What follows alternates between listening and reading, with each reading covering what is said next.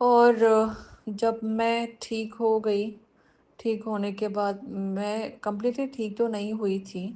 मेरे शरीर के अंदर तब भी वो प्रेत जो है, वो प्रेत आत्मा जो है, वो मेरे शरीर में, मेरे शरीर को तोड़ रही थी। लेकिन माता काली बचाए हुए रखी थी। वो मुझे कुछ होने नहीं दिया। उन्होंने मुझे कुछ होने नहीं दिया। मैं अम, काल काल भैरव जी के मंत्र जो है वो पानी में रिचार्ज करके मैं पीती थी। वो मंत्र जो है उसकी वजह से घर में भूत प्रेत आने से वो तुरंत भाग जाते थे। और वो पानी पीने के बाद से मेरे शरीर में जो प्रेत आत्मा जो बसी हुई थी, उसका कंट्रोल, उसका प्रभाव ज़्यादा नहीं पड़ पा रहा था। वो उस पानी की वजह से उसको बहुत दुख तकलीफ होता था कहते। ये जब प्रेत आत्मा निकलने के बाद ही मुझे पता चला था। तो ये भी मुझे मेरे एंजल ने ही बताया था कि प्रेत आत्मा निकलने के बाद वो तांत्रिक के पास जाके तांत्रिक को क्या बोला, ये तक रिवील किया है डिवाइन ने मुझे। फिर उसके बाद मैं मैं जॉब मुझे जॉब मिला। बहुत सरप्राइजिंगली मुझे जॉब मिला। सब लोग शॉक हो गए और बहुत अच्छे पोजीशन में मुझे जॉब मिला। एंड जब मैं जॉब कर रही थी तब वो लोग मैं जॉब छोड़ दूं और मेरा जॉब जो है ना बन पाए, मैनेजर के साथ मेरा ना जम पाए, मैं जॉब, मेरा हाथ से फिर से जॉब छूट जाए, तो उनका जो मन है वो शांति मिलेगी जब मेरी तबाही होगी। तो उन वही इंटेंशन से फिर से मुझे बहुत अटैक किया था। तो मैं फर्स्ट मंथ में जॉब करी और सेकेंड मंथ में मुझे जॉब छोड़ने के लिए मुझे मजबूर होना पड़ा। उसके बाद मैंने सोचा कि जॉब छोड़ दूंगी और मैं यहाँ से माँ बाबा के पास में चली जाऊंगी, अपनी नेटिव लैंड, बच्चे को लेके डिसाइड किया मैंने।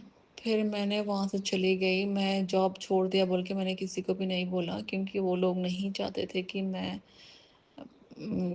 नहीं चाहती थी कि मैं जॉब छोड़ दिया बोल के पता चले बोल के।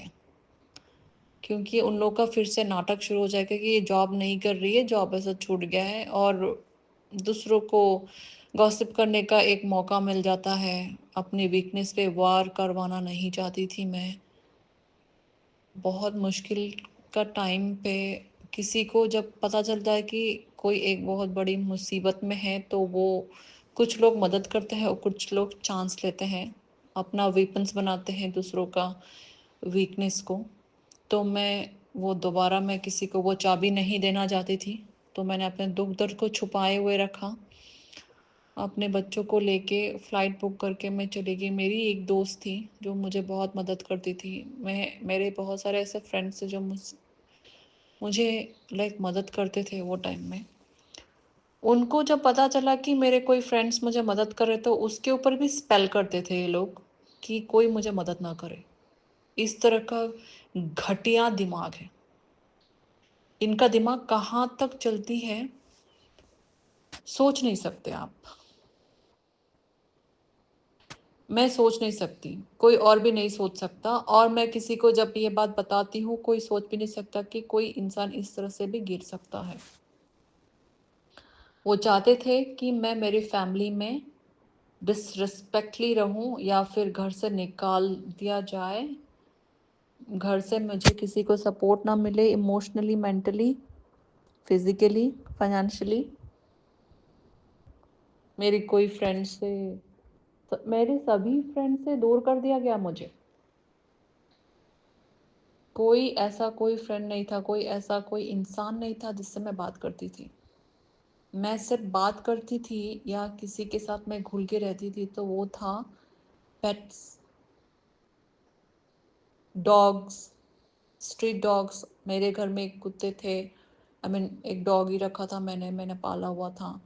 और वो एक बिल्ली पाला हुआ था। बस वही मेरी दुनिया थी। मेरे बच्चे के साथ भी मेरा रिश्ता बहुत बुरा होने लगा था। मेरे बच्चों के साथ मेरा रिश्ता ना बन पाए, इसके ऊपर भी उन लोगों ने ब्लैक मैजिक किया।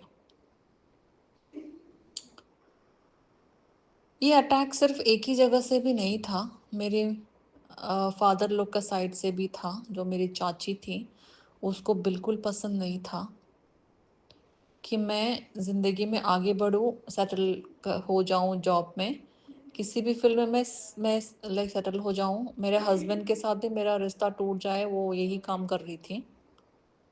जो कि ईश्वर ने मेरी कहानी को, उन्होंने जिस तरह से जो बनाया है, उन सब का अटैक जो है मेरे अच्छे के लिए इस्तेमाल किया,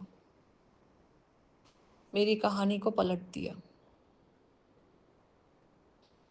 सो मैं वहाँ से मणिपुर चली गई, अपने माँ बाबा के घर चली गई। माँ बाबा के घर में भी ऐसा था कि पूरी की पूरी ब्लैक मैजिक करके बिछाया हुआ जाल में थे वो लोग, बेचारे लोग। घर के अंदर बहुत सारी प्रेत आत्माएं थी। घर पूरा गंदा पड़ा हुआ था, मकड़ी का जाल, ये सब कोई निकालने वाला नहीं था। घर में 4 लोग थे, सब अपनी लाइफ में बिजी थे, लेकिन घर को क्लीन नहीं किए थे। घर में ऐसी ऐसी चीज़ें थी घर में कि नेगेटिव एनर्जीज को अट्रैक्ट करते हैं वो। जब मैं वहाँ गई तो मेरी चाची जो है उनको बहुत ही अनकंफर्टेबल, अनईजी, उनको ऐसा लगा कि ये अब क्यों आई है, इस समय ही क्यों वो आई है। क्योंकि वो जाल बिछा चुकी थी कि मेरे घर में पूरा ब्लैक मैजिक करके हमारे घर वालों को पूरा तोड़ के उस जगह से हटा के वो उस जमीन को हड़पना चाहती थी। या तो वो खरीदना चाहती थी, अगर बेचने के लिए रेडी नहीं है तो हम सबको काली क्रिया के थ्रू जरिए सबको बर्बाद करके, या फाइनल डिसीजन ये था कि वो क्रिया के जरिए सबको मार डाले, मर जाए सब लोग, या तो लड़ झगड़ के टूट जाए, बिखर जाए, जमीन छोड़ के चले जाए, जमीन बेच के चले जाए, घर में कोई ना बसे। लेकिन ईश्वर का वास था, कितना भी भूत प्रेत घर पे हो, ईश्वर ने हमारा साथ बनाए हुए रखा। मेरी जो डैड है वो लॉर्ड विष्णु को बहुत मानते हैं, भगवत गीता वगैरह पढ़ते हैं, लॉर्ड कृष्ण को मानते हैं बहुत। मेरी माँ भी बहुत बड़ी भक्त है भगवान की। बचपन से अगर मैंने किसी स्पिरिचुअल पर्सन को देखा है बोलते, मैंने मेरी माँ को देखा है। तो ईश्वर का हाथ मेरे माँ बाप के सर पे था। और कितना भी कुछ भी हो जाए, इतना सब कुछ होने के बाद बाप बेटे का लड़ाई हुआ, लड़ाई करवाया गया। मेरे भाई की बीवी जो है वो, और एक एडिशन, जैसे कहते हैं ना से अलग से एक तड़का, वो घर बसाने के लिए, शादी करने के लिए नहीं आई, वो मेरे भाई को ले जाने के लिए आई थी। इसलिए ले जाना चाहती थी कि उनके फैमिली वालों ने उसको पूरा कान भरा, उनके लोग बहुत कम हैं, फैमिली मेम्बर्स कम हैं, और वो मेरे भाई को लेके जाके उनके प्रॉपर्टीज डिवाइड करके उनके प्रॉपर्टीज का रक्षा करने के लिए, उनके ऊपर कुछ उस पर कुछ बिजनेस करने के लिए, बिजनेस एक्सपांड करने के लिए, अपने परिवार बना के बसा बसाए घर वहाँ पे वो करना चाहते थे।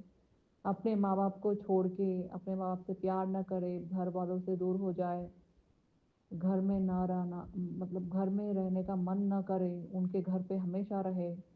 इस तरह का प्रोजेक्शंस में उसकी बेटी को भेजा। उसकी बेटी ने उसके कमरे में, बेडरूम में सामान रखा, और उसी का क्रियाएं भी चल रहे थे। और मेरे पड़ोसी लोगों का भी अटैक था, घर में चाची का भी अटैक था। तो भगवान ने मुझे वहाँ भेजा। मैं ऑलरेडी ये सब सफ़र होके आई थी। वहाँ जाने के बाद मेरी कहानी जो है एक नई तरीके से शुरू होती है। मेरी कहानी जब वहाँ शुरू हुई तो उन लोग का अटैक थम नहीं रहे थे।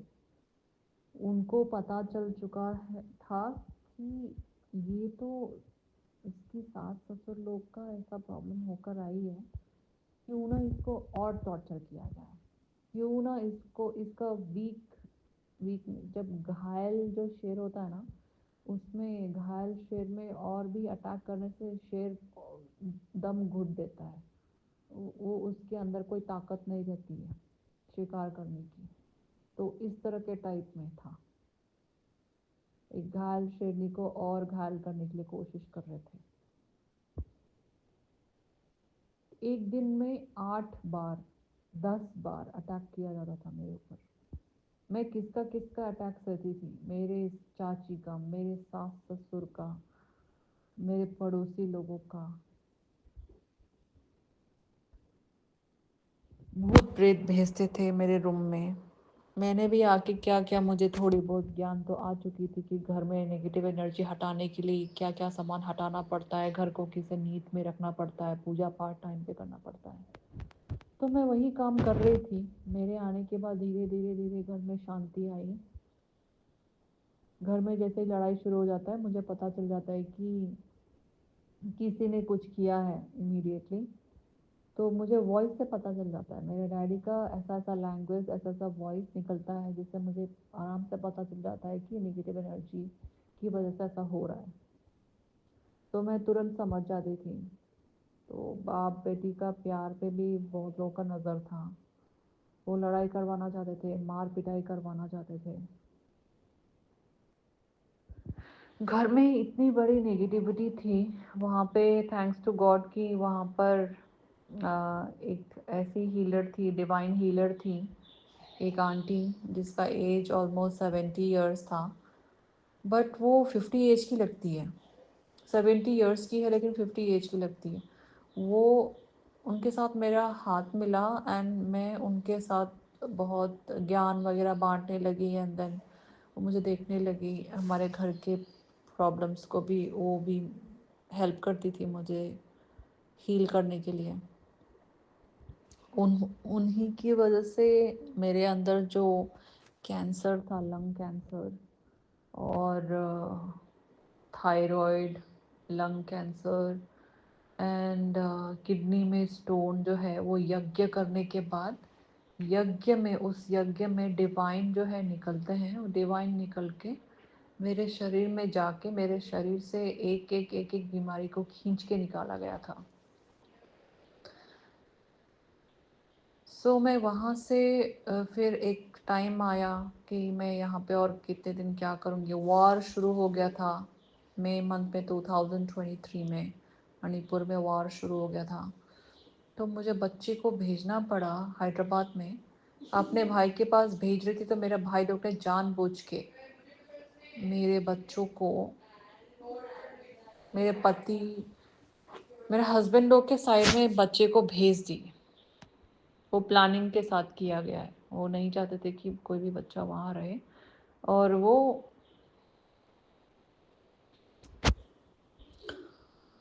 डिपेंड हो उनके ऊपर।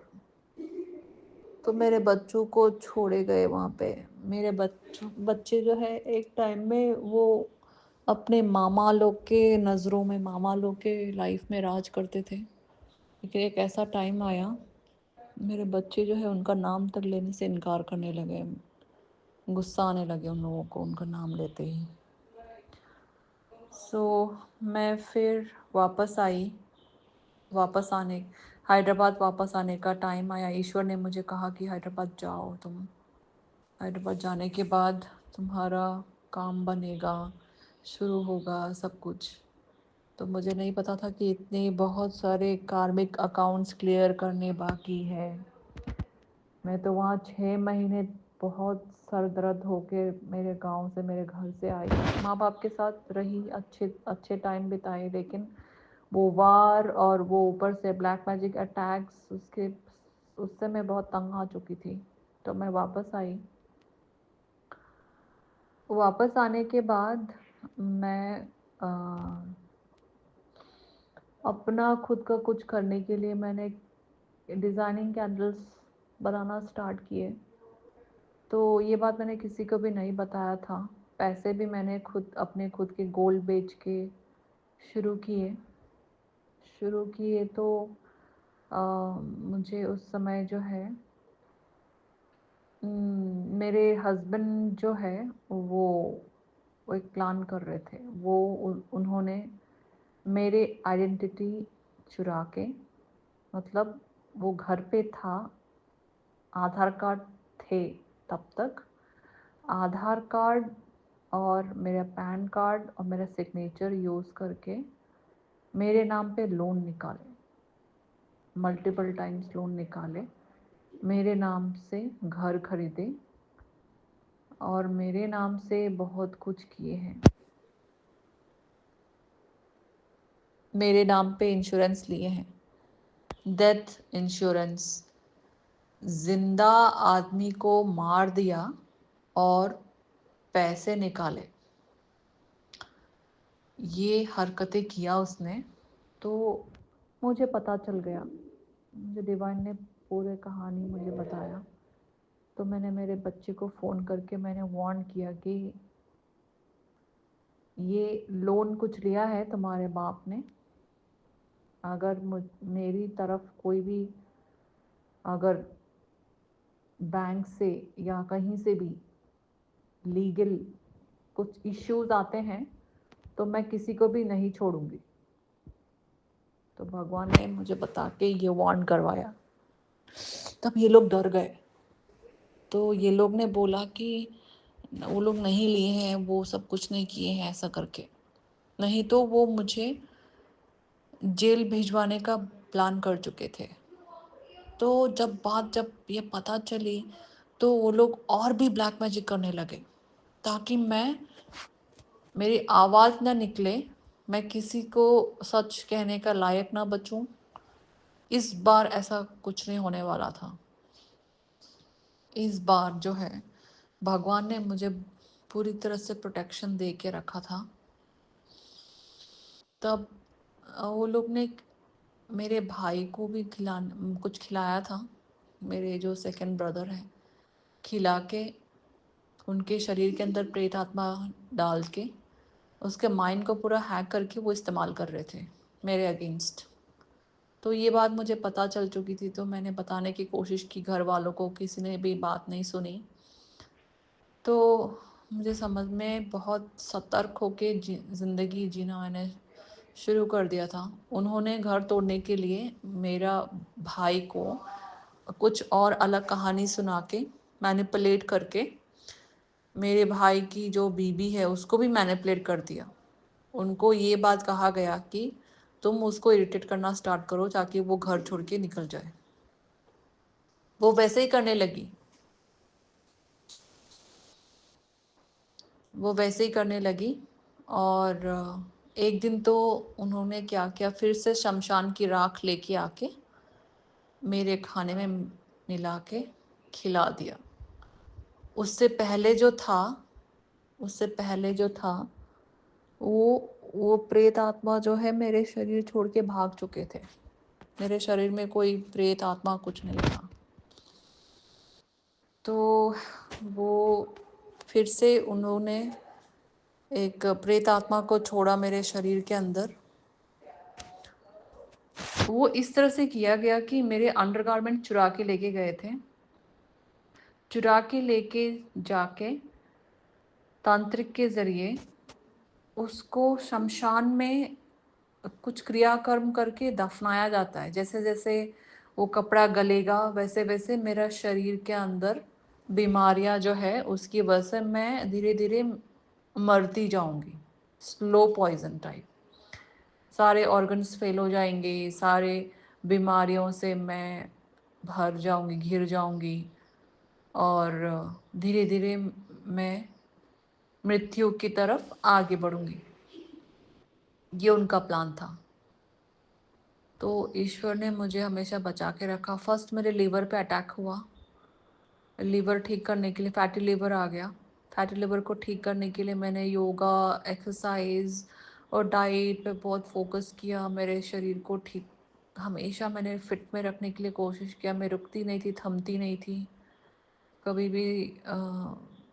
और मुझे बहुत नींद आती थी। मेरा इमीडिएटली मेरा मनी ब्लॉक कर दिया गया।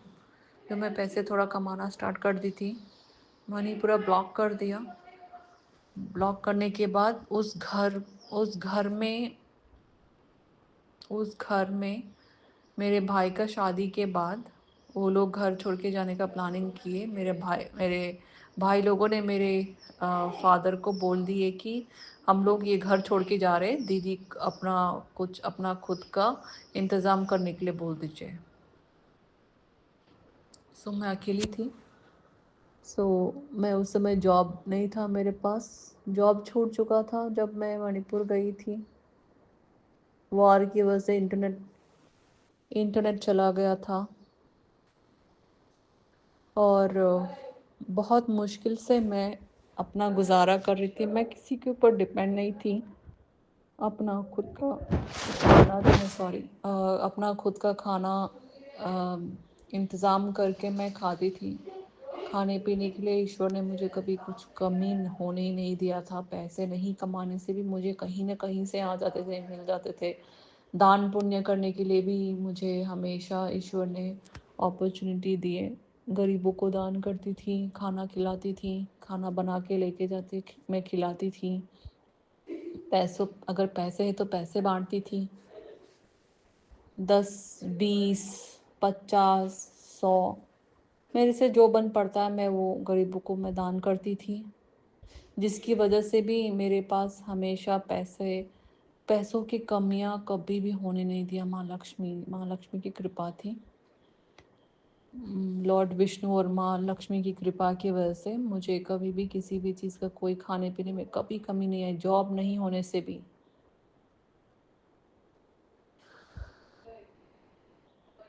मेरे माता पिता शॉक हो जाते थे कि ये इतने सालों से ये जिंदा कैसे है, कैसे पैसे इंतज़ाम कर लेती है। मुझे कहीं ना कहीं से इंतज़ाम होके मिल जाता था, चाहे वो मेरे फ्रेंड से क्यों ना हो, चाहे वो मेरी कुछ इवन किसी शॉप में भी जाने से मैं मुझे उधार लेने के लिए मिल जाते थे। बहुत मुश्किल टाइम से मैं गुज़र रही थी। एक ऐसा टाइम था पहले कि मैं ऑफिस में कॉर्पोरेट जॉब करती थी। पैसे मेरे पास हमेशा रहते थे। जो भी मैं चीज़ खरीदने के लिए चाहती हूँ मैं खरीद सकती थी। एक स्टैंडर्ड पे रहती थी। तो सडनली इस तरह से जॉब नहीं करना, सडनली पैसे पूरा रुक जाना, हर एक गोल्ड बेच देना, लोन पे लोन, गोल्ड लोन जो है मैंने रखा था, गोल्ड लोन पे लोन, लोन पे लोन करके ऐसे करके मैंने रख दिए थे। तो कंपैरिजन करती थी, कभी कभी मैं बहुत रोया करती थी, बहुत निराश हो जाती थी, बहुत शैटर हो जाती थी। थाउजेंड्स ऑफ टाइम मैं टूट चुकी थी। उठने के लिए कोशिश करूँ, नेक्स्ट डे मैं मेरा हेल्थ की वजह से टूट जाती थी।